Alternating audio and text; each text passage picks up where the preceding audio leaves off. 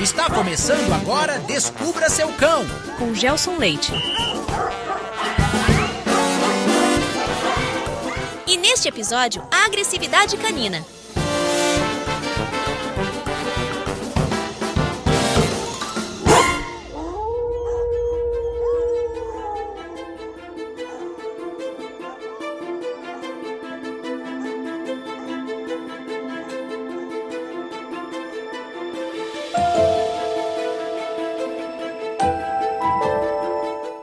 O instinto de sobrevivência agindo para eliminar o que o cão percebe como uma ameaça.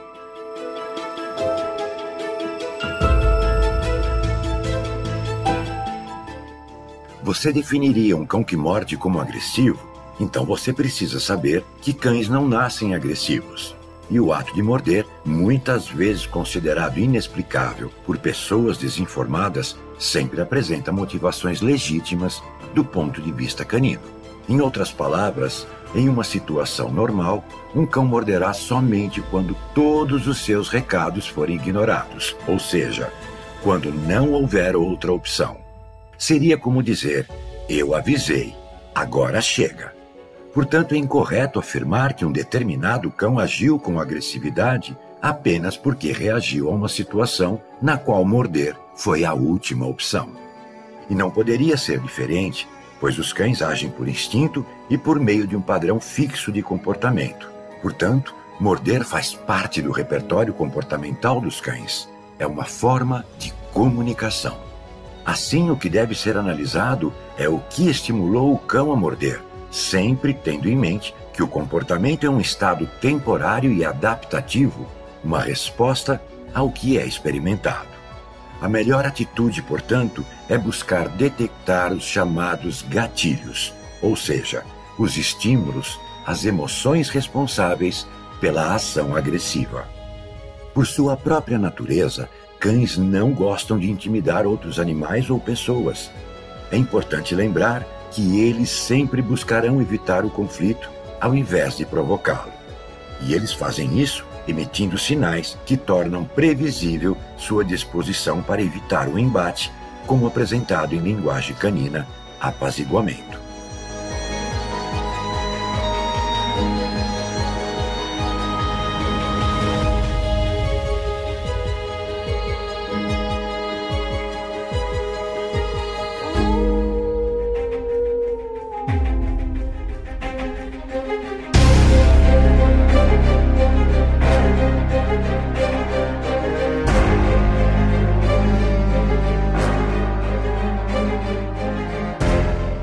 Os sinais. São avisos. Se a intimidação não for respeitada, o cão morderá. Corpo retesado, cauda ereta e reta, imobilidade com pernas afastadas, piloereção, cabeça e orelhas erguidas e voltadas para frente, olho de baleia, ou seja, o branco dos olhos se destaca. Pupilas dilatadas, lábios recolhidos com dentes à mostra, rosnados e ou latidos. O uso desses sinais faz parte da comunicação entre os cães e, portanto, cumprem sua função de modo claro e efetivo, produzindo respostas adequadas. Lembro que, com a seleção das raças, alguns desses sinais tornaram-se menos evidentes, evitando assim uma correta interpretação da comunicação. Por exemplo, cães de cor preta, com pelagem longa ou encaracolada, braquicefálicos ou com feições muito alongadas, com orelhas pendentes, ou com conchectomia ou caudectomia, esconderão mais facilmente os sinais. Você já viu um Doberman, por exemplo, com a cauda e as orelhas intactas? Parece muito menos intimidante, não é mesmo? No entanto, é o mesmo cão. Pense nisso. Conchectomia e caudectomia.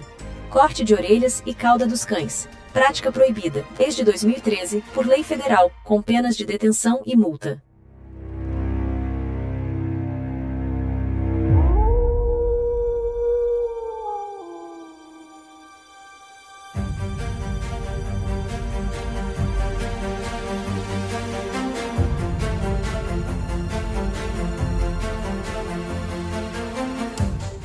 O cão está abanando a cauda, então ele está feliz, certo?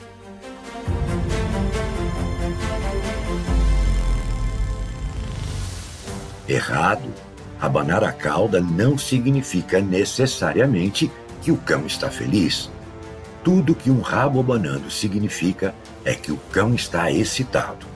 Porém, tal excitação pode ter sido promovida por frustração ou coisa pior. Para saber ao certo, observe a velocidade e a direção do abanar da cauda, bem como sua posição. Basicamente, quanto mais rápido o cão abanar a cauda, mais excitado estará. A partir daí, será preciso avaliar o motivo da excitação. Movimentos longos e lentos de cauda, sacudindo o corpo todo, deve ser entendido como um momento de satisfação e relaxamento. Há ainda o abanar de rabo helicóptero, onde o rabo do cachorro gira em círculos. Sem dúvida, o cão estará tomado por um prazer quase incontrolável. Esse tipo de abanar de cauda ocorrerá, por exemplo, quando um cão estiver cumprimentando seu tutor, especialmente nos reencontros. A posição da cauda do cão em relação ao solo também indica pistas sobre o seu estado emocional. Essencialmente, quanto mais alta a cauda, mais determinado é o cão. Cauda apontando para o chão ou até mesmo entre as pernas, medo ou estresse. Cauda erguida como uma bandeira, autoconfiança. Indica que o cão está pronto para qualquer tipo de interação, positivas ou negativas. Cauda em uma posição neutra, relaxamento.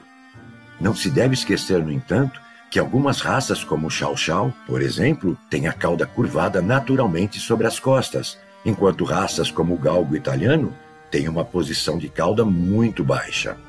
Se você conhecer a posição da cauda do seu cão, será mais fácil reconhecer quando suas emoções mudarem.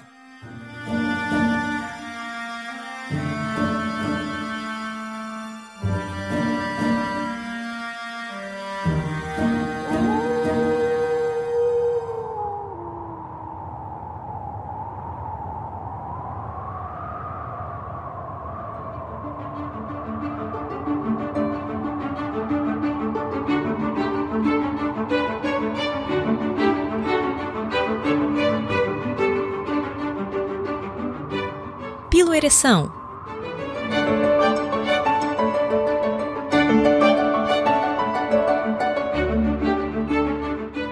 Pelos ao longo do dorso e pescoço eriçados. A piloereção pode ter significados diferentes dependendo de cada situação. Deve ser interpretada como uma reação fisiológica à excitação pela manifestação do instinto gregário, ou seja, instinto dos laços sociais, estabelecimento da posição hierárquica e função de cada um dos membros da matilha.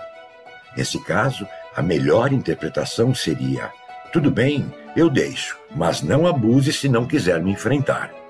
A piloereção pode ocorrer também por medo ou estresse.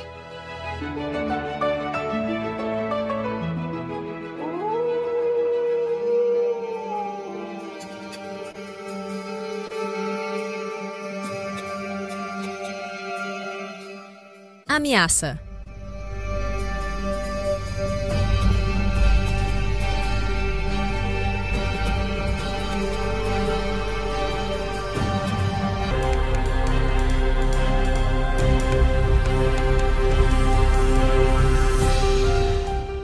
No caso de uma ação agressiva, os cães sinalizam com a chamada ameaça, cujo objetivo é avisar, expressar que algo está incomodando, assustando ou machucando, e ele deseja desesperadamente que pare. A ameaça, no entanto, geralmente é mal interpretada, atribuindo ao cão a imagem de agressivo ou dotado de um caráter ruim, mas isso não é verdade. É o que se espera de um cão com boa base de educação e emocionalmente bem equilibrado, especialmente de exemplares das raças mais propensas à manifestação do instinto de territorialidade. Nesse caso, o cão reagirá dentro do que chamamos de sequência comportamental agressiva normal. A ação de morder terá curta duração, baixa gravidade e será praticada somente quando for absolutamente necessária.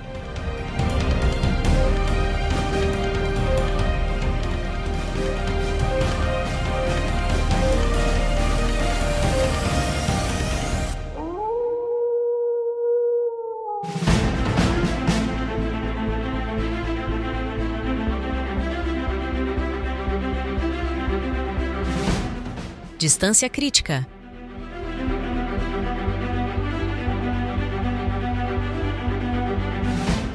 A agressividade canina é ritualizada por um conjunto de sinais que a tornam previsível por outros cães e também por humanos.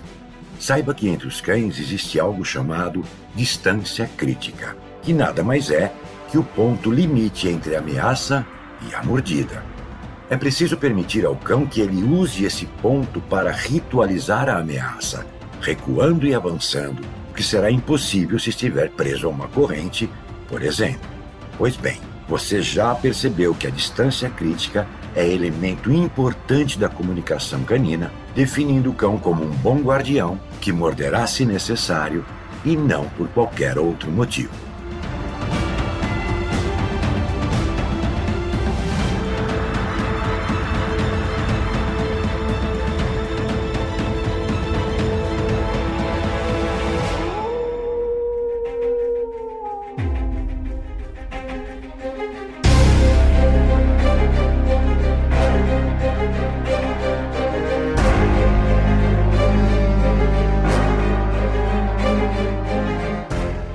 Os 3 níveis de agressividade canina.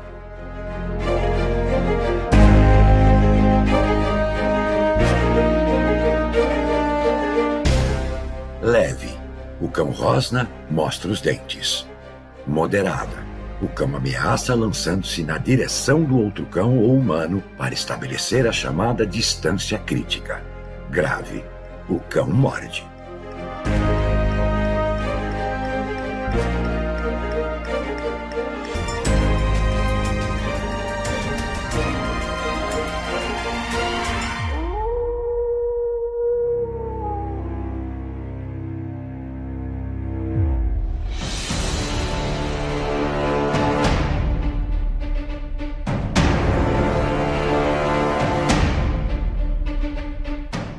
A mordida.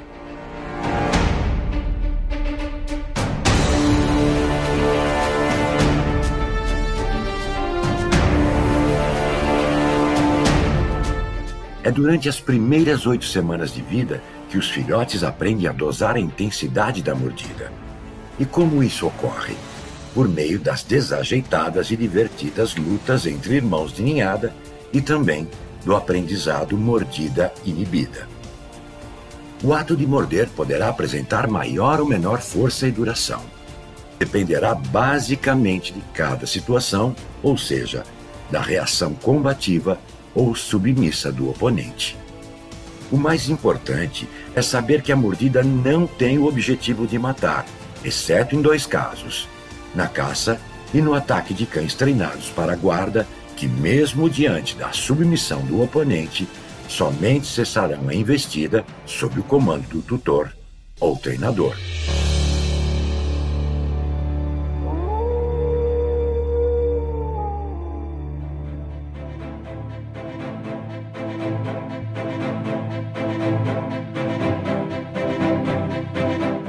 Entendendo os gatilhos da mordida. Mordida por ajuste social.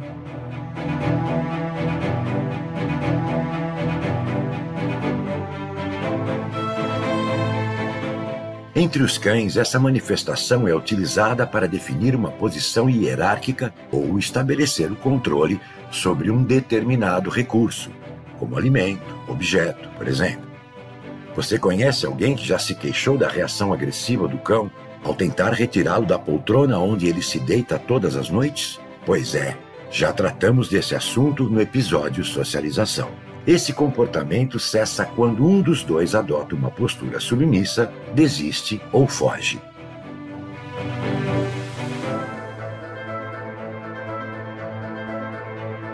A mordida estimulada pela dor.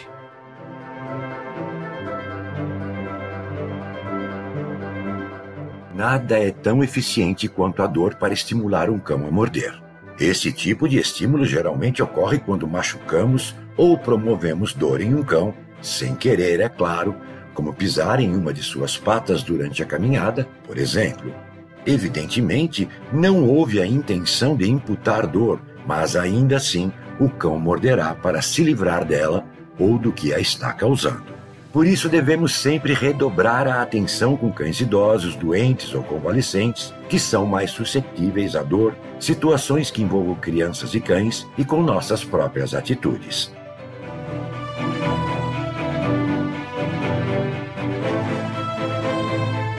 A mordida estimulada pelo medo.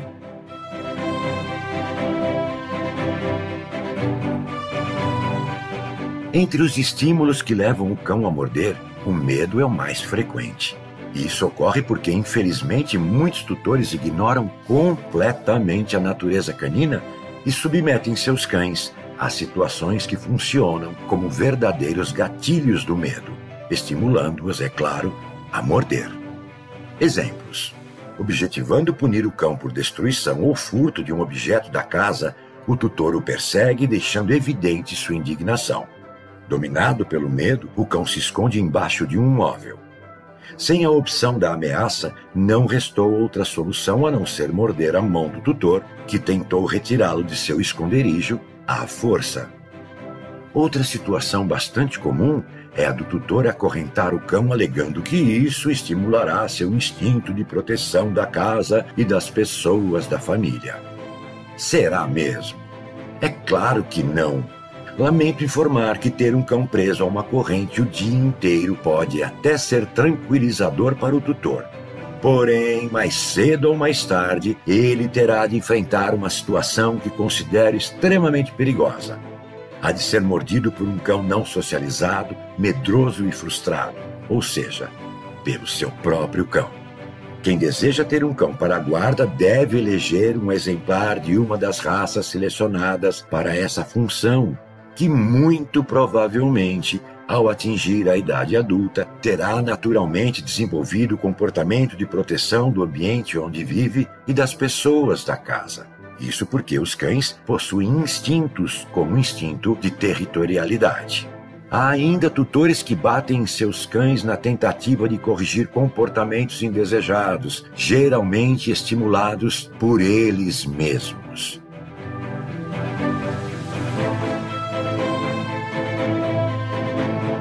Mordida instrumentalizada. O treinamento de defesa, ataque e guarda.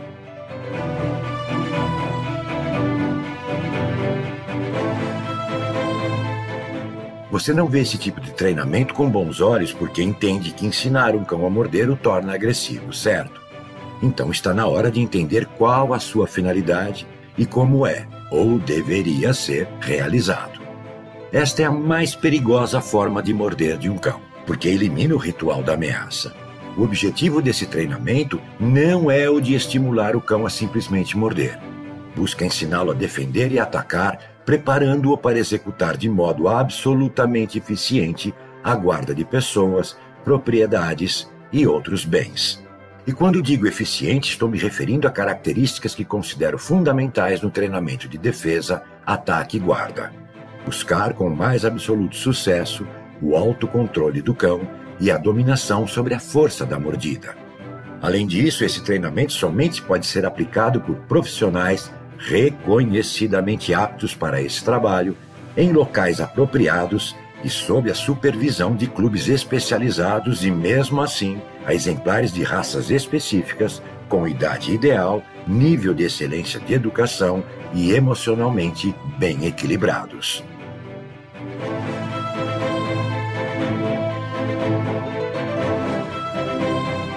Mordida voluntária. Cães que aprendem a morder sem treinamento específico.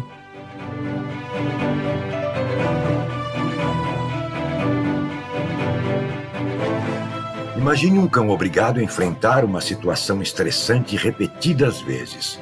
Imaginou? Agora eu o convido a voltar à situação do cão que é mantido acorrentado em um espaço limitado 24 horas por dia e impossibilitado de usar a distância crítica para realizar a ameaça.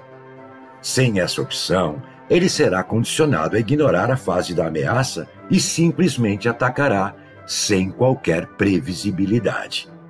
Esse sim deve ser considerado um treinamento potencialmente perigoso que, infelizmente, é praticado por milhares de tutores.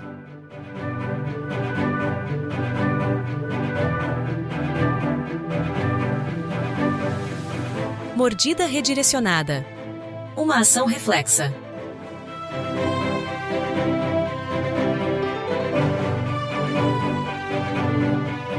Ocorre quando o cão não consegue alcançar o que o ameaçou ou o atacou e reage contra um congênere ou humano. Esse tipo de mordida tem função de liberar a tensão para que o cão se acalme e restabeleça seu equilíbrio mental, o que chamamos de homeostase. A intensidade da mordida dependerá do nível de estresse produzido. Vamos a um exemplo. Você está passeando com 2 cães e passa por uma casa onde, por trás do portão, surge um terceiro cão com atitude ameaçadora. Por não poder alcançá-lo, um de seus cães morde a sua perna ou o seu segundo cão. Portanto, o primeiro passo para entender uma determinada ação agressiva canina é procurar descobrir qual a situação que levou ao conflito e avaliar cuidadosamente a resposta. Atenção! Jamais tente separar cães de uma briga, porque as chances de ser mordido serão bastante grandes. Lembre-se que no furor do confronto, sua mão, sua perna ou mesmo seu rosto poderão ser interpretados como um instrumento de agressão. Um profissional de reabilitação comportamental canina inicialmente aconselhará o tutor a submeter o cão com perfil de agressividade a uma avaliação clínica em busca de gatilhos, dor, alterações hormonais ou neurológicas, por exemplo. Caso nada seja detectado, deverá ser iniciada uma competente avaliação comportamental para decodificar os sinais emitidos pelo cão, de modo a possibilitar a identificação de prováveis causas do comportamento indesejado.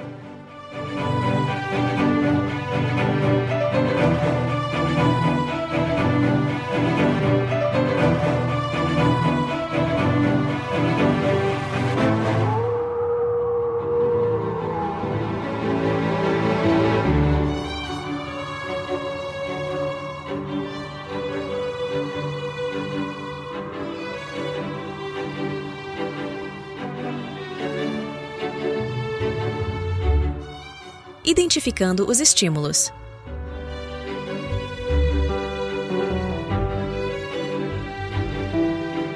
Existem 2 tipos de estímulos que podem desencadear uma determinada ação canina, incluindo a agressividade. São chamados de estímulos endógeno e exógeno. Endógeno, de dentro para fora, quando o estímulo é promovido por dor, medo, etc. Exógeno, de fora para dentro, quando o estímulo é promovido por uma determinada situação. É importante atentar que os 2 estímulos podem estar relacionados. Por exemplo, o comportamento de uma pessoa, estímulo exógeno, poderá gerar o medo em um cão, estímulo endógeno.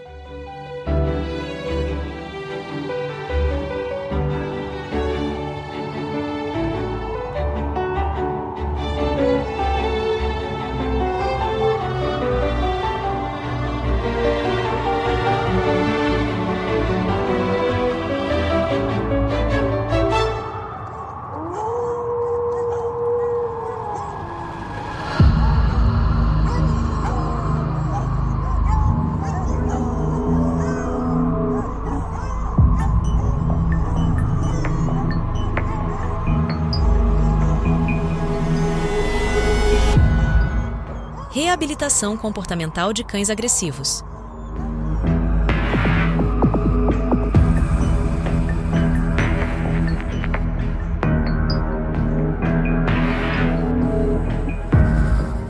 As antigas formas de correção do comportamento agressivo em cães resumiam-se na punição do conjunto de sinais que antecedem a ação agressiva. Rosnado, mostrar os dentes, etc.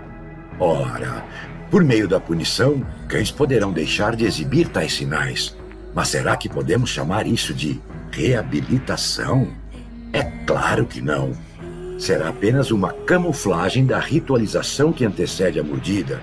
E, nesse caso, o cão poderá morder sem aviso. Além disso, se o gatilho da ação agressiva for o medo, será que a soma de outro medo resolverá a questão? Ora, a mordida é um reflexo defensivo promovido por uma situação estressante Ainda assim, existem os chamados treinadores, entre aspas, que usam métodos punitivos para inibir a ação agressiva, o que parece, no mínimo, inadmissível pela crueldade imposta ao cão. Em tais condições emocionais, será que o cão será capaz de aprender alguma coisa? Definitivamente não. Um conflito não se resolve com outro conflito, e isso é irrefutável. Portanto, se desejamos de fato ajudar o cão a superar o comportamento indesejado, devemos agir na direção contrária e atuar de modo que ele perceba que a ação reflexa não é mais necessária. Puni-lo não é solução, e ainda poderá gerar mais problemas, como redirecionar a agressão para outra coisa ao seu alcance, promover mordidas espontâneas, impulsivas e imprevisíveis, estimular pânico generalizado, gerar a síndrome do desamparo aprendida. Ou seja, incapaz de escapar do castigo, o cão se torna passivo, parecendo calmo e obediente. É o que chamamos de estado de desamparo aprendido, o que faz o cão perceber que não reagir é a única opção para evitar a punição, o que poderá conduzi-lo a um trauma que elimina a motivação para uma resposta, promovendo ansiedade ou depressão. Enfim, comportamentos indesejados jamais desaparecerão com a eliminação dos sintomas, e sim das causas. Parece óbvio, não é? É importante alertar, porém, que a reabilitação de um cão considerado agressivo deverá sempre ser realizada por um experiente profissional da área de reabilitação comportamental canina. Definitivamente, essa não é uma tarefa para o tutor, por mais que ele se sinta seguro com o cão.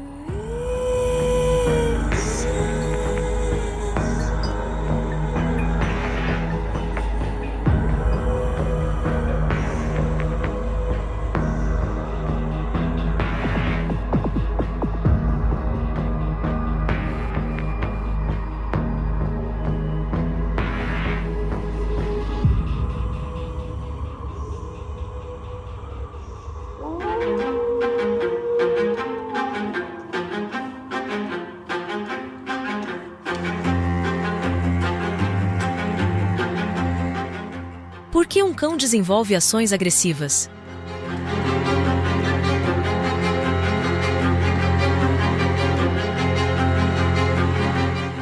Primeiramente, é preciso ter em mente que nenhum cão se tornará agressivo da noite para o dia.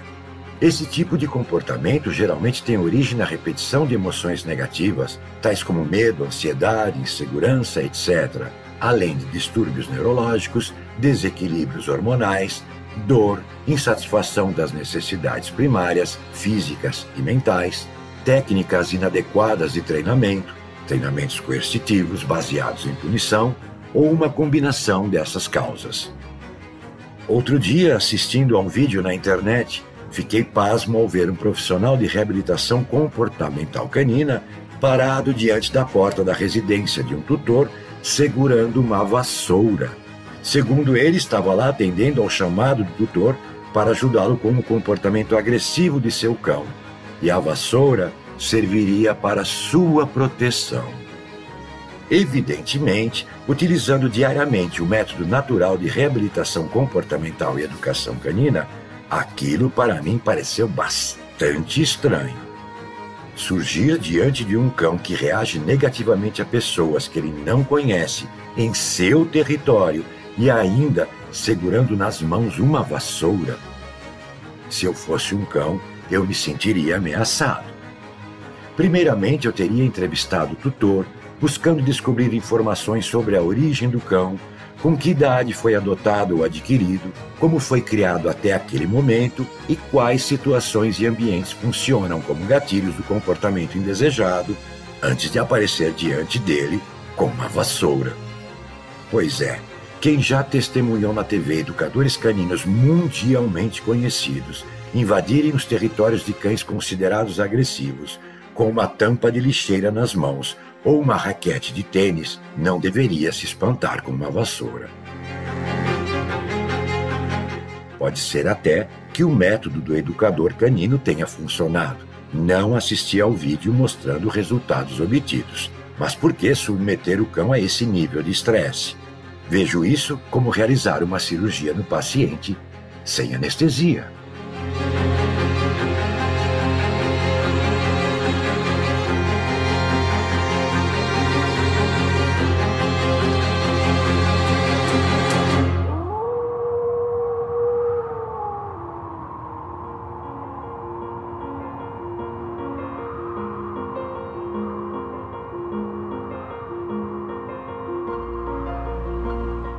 Como identificar as causas de ações agressivas?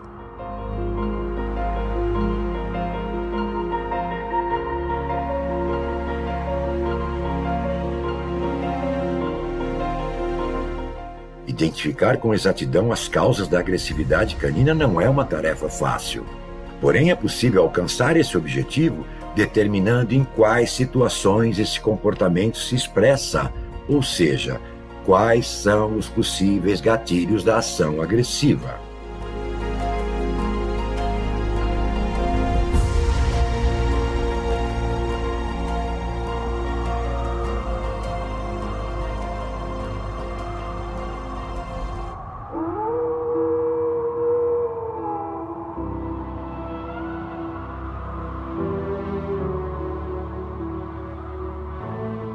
Cães agressivos podem ser reabilitados com o uso do método natural?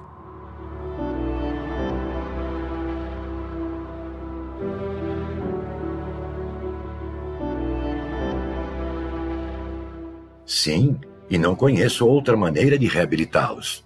Isso porque o método natural explora a natureza canina, o prazer de interagir com o homem desde os seus primeiros dias de vida.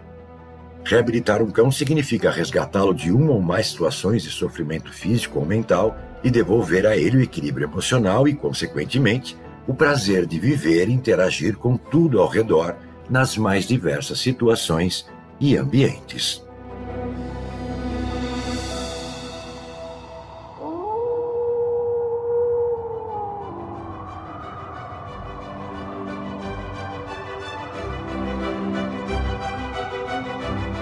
Princípios da reabilitação comportamental em cães agressivos. Como agir? Evitando o gatilho.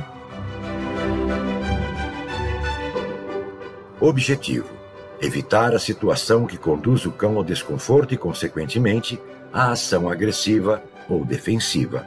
Buscar o desenvolvimento de um bom relacionamento entre o responsável pela reabilitação e o cão. É preciso estabelecer a confiança entre a dupla até que o cão perceba que está diante de um guia, de uma referência positiva de como reagir. Como sempre digo aos meus alunos, 75% do meu trabalho é realizado com os tutores e apenas 25% com os cães.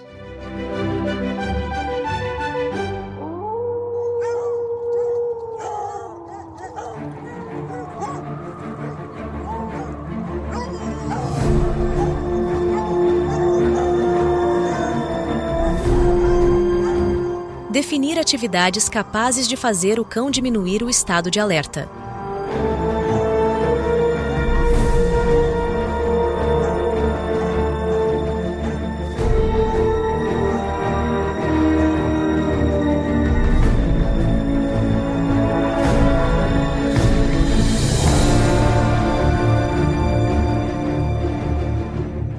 Objetivo: mudança de foco, promovendo o alívio da carga emocional e, consequentemente, do estresse. Lembro, no entanto, que cada caso é um caso, ou seja, embora dois cães apresentem o mesmo comportamento, os gatilhos poderão ser diferentes, assim como a intensidade e a duração das reações, exigindo, portanto, ações reabilitadoras igualmente diferentes. Por exemplo, cães podem ser agressivos com humanos ou outros cães, mas por razões absolutamente distintas. Eu sou o Gelson Leite, autor do livro Cães, Só Amor Não Basta. Obrigado por ouvir meu podcast.